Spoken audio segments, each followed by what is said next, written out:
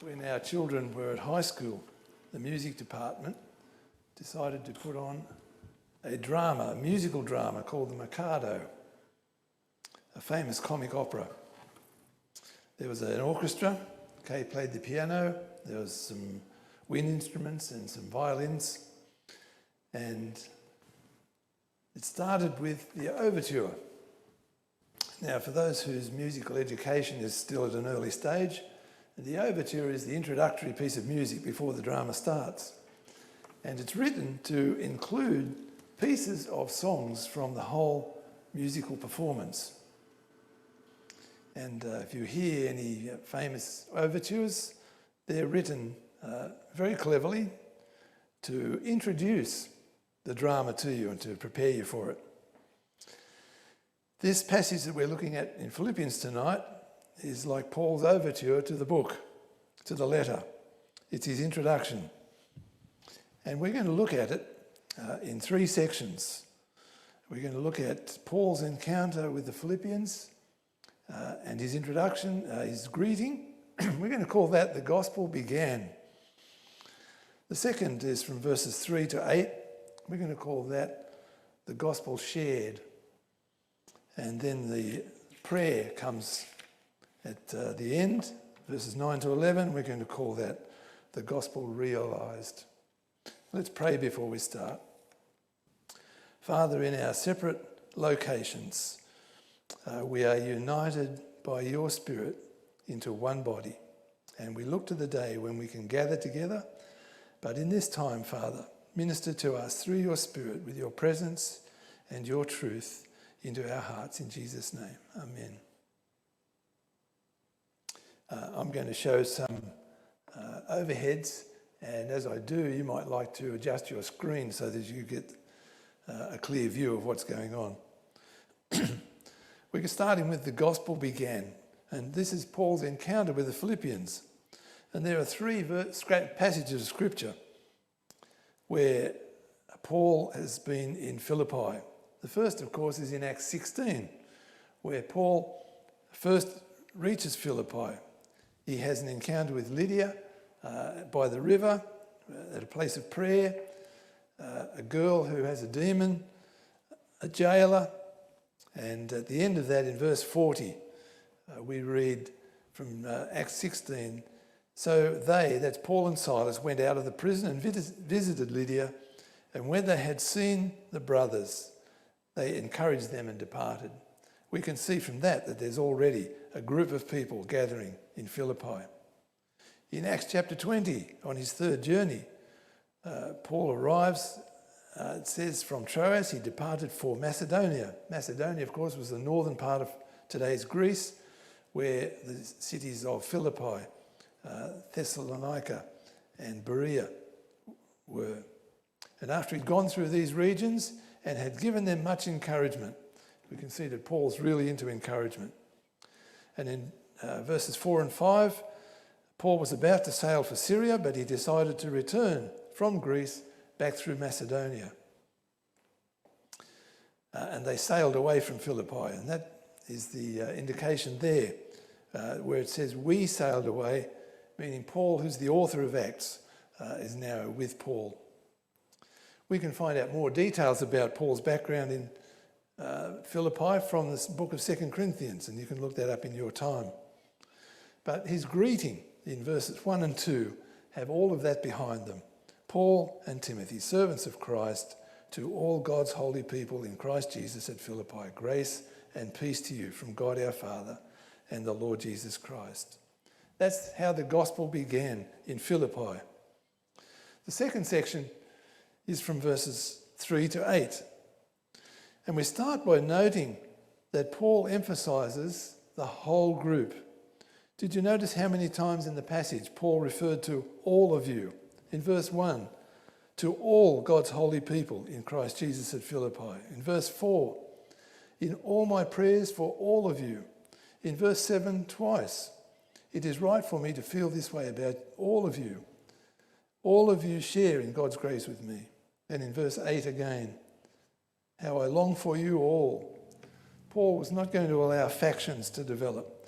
or differences of opinion about his role there. His memory, his joy, his longing has been for the whole group. At this point, when Paul's writing this, it's been about 3 years since he's seen the Philippians. And the precious part of his experience with them that he remembers was his partnership, his fellowship in the gospel. Now, the word partnership, fellowship, I beg your pardon, really means partnership in some enterprise. That's the meaning of fellowship. Now, we use the word to cover all sorts of things like drinking coffee together, but when Paul uses fellowship, he's talking about their shared experience. And this section from verses 3 to 8 comes in 2 short paragraphs, and there's a central verse in each of them, those 2 paragraphs.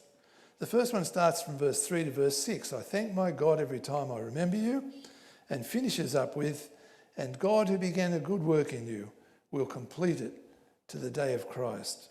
And central to this is Paul saying, I always pray with joy because of your partnership or your fellowship in the gospel from the first day until now. That's what Paul remembered. And I take it that he's talking there about the shared belief and conformity to the gospel. But it's also evident later on in the book that the Philippians have been active in practical support to Paul. And this is one of the themes that's picked up later on in the book. Another one of the themes, of course, is the unity of the group that Paul's going to speak to. The second part of the gospel shared comes in verses 7 and 8. And Paul starts off there, I hold you in my heart, and finishes with, I yearn for you with the affection of Christ Jesus. And central to that is this wonderful phrase that whether I'm in chains, defending and confirming the gospel, both of those, in chains, defending and confirming, all of you share in God's grace with me. Paul's in prison at this point, not in Philippi, but he's aware that the Philippians are suffering just as he is suffering. And he encourages them later on. And this is another one of the topics that Paul has introduced here that he'll pick up on later on. Just as he was suffering, so they too are. And that's why he says, you share with me in the grace. And when we're in holiday club mode or playgroup or messy church, contributing in spite of tiredness, apathetic response, sometimes criticism, those who cook, clean, set up, organise, act security, keep accounts, all are participating in the enterprise and all are sharers together in the grace, just as Paul is saying. He then moves on to his prayer, and this is from verses 9 to 11. And I'm calling this the gospel realised. This is the only part of this passage where he doesn't mention the word gospel. But don't worry, he mentions it twice more in the first chapter. Here, the gospel realised, and this too comes in 3 sections. He starts off, and this is my prayer. He's already told them how much he prays for them, that your love may abound more and more in knowledge and depth of insight, or in discernment. Knowledge is the life knowledge that comes from trusting and proving. When I go to Cameroon, I'm teaching a practical skill to health professionals. And the first thing I tell them is, you can't learn to play football from a book, and nor can you do these practical skills just from a book. You have to be doing it. And knowledge is like that. We might think that knowledge starts with information, and it does. But until that's practiced and we find the truth of it, it's not really our knowledge. But mixed with that knowledge, the love needs to come with discernment. And this word discernment means having your senses refined and trained. Kay and I listened just this week to the memorial service of a farmer closely related to Kay's family. He had 6 children, and all of them testified unanimously to his love and wisdom, his gospel contribution, his care and interest in his family. And that's proof that this kind of knowledge and discernment doesn't come from a book. It comes from a life, active, practicing the obedience of the Spirit. Hebrews reflects on this idea of discernment in chapter 5, verse 14. It says, "But solid food is for the mature, for those who have their powers of discernment trained by constant practice to distinguish good from evil." If you've ever travelled to a country where resources are in short supply, you will have met people begging.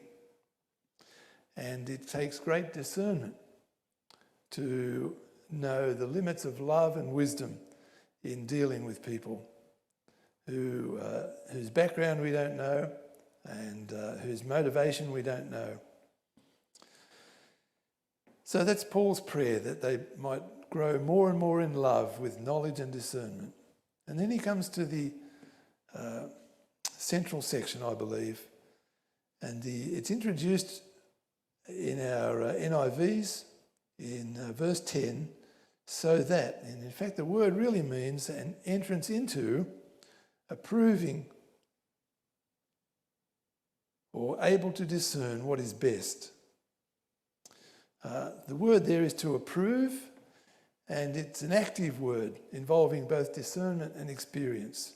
And we find it again in Romans 12, where Paul writes, "Be transformed by the renewing of your mind, that you may prove or approve or test and show by outcome the will of God, what is good and acceptable and perfect." So he's saying that this love that carries knowledge and discernment is the lead into a life approving the will of God, approving what is best or excellent. The word excellent here, or what is best, literally means what is most worthwhile. And Jesus uses that word when he says, "Do not fear, you are of more value than many sparrows." I'm going to give you an exercise at the end of the message, and it's an exercise to summarise this passage in your own words in 4 sentences, trying to include the important points. And so we might say there that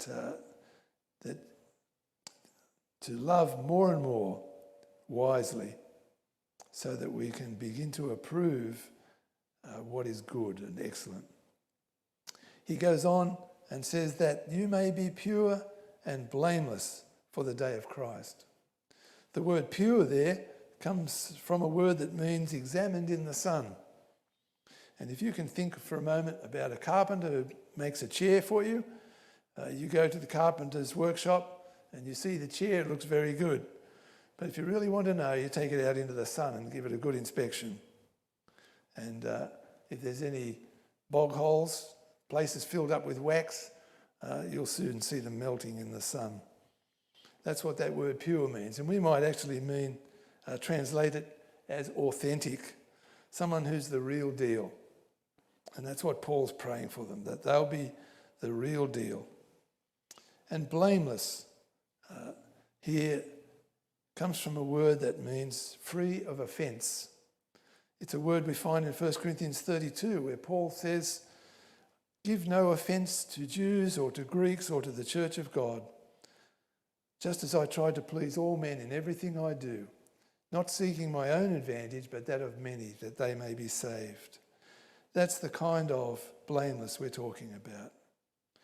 So here's Paul's thrust, that they might approve what is excellent, what is worthwhile, and that they may be pure, authentic, the real deal, and blameless, free of offence for the day of Christ.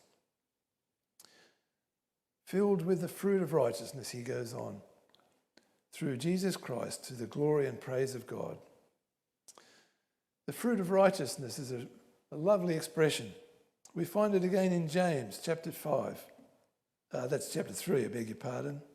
After he's talked about the wisdom from above, he goes on and says, "And the fruit of righteousness is sown in peace by those who make peace." When you see the fruit coming on a tree, you know that someone's planted it, nurtured it, and the season has come for fruit.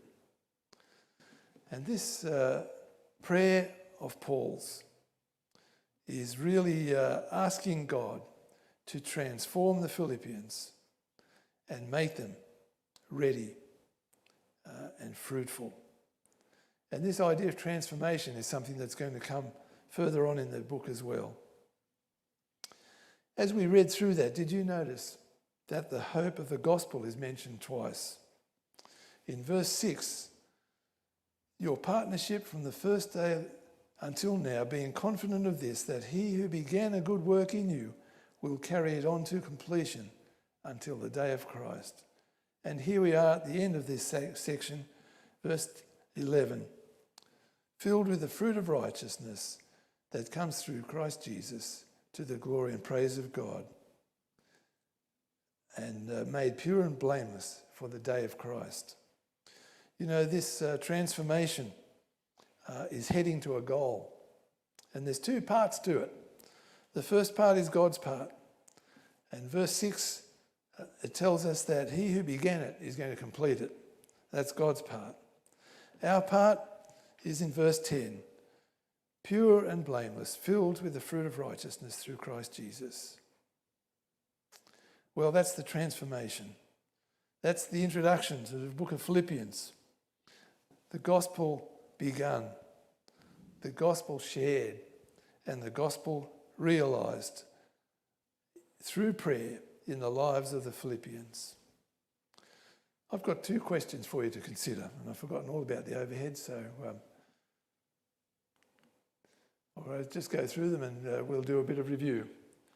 Fellowship in the gospel, sharing the grace of the gospel realised in prayer through more and more love, in knowledge and discernment, for approving what is excellent, to be pure and blameless, filled with the fruit of righteousness,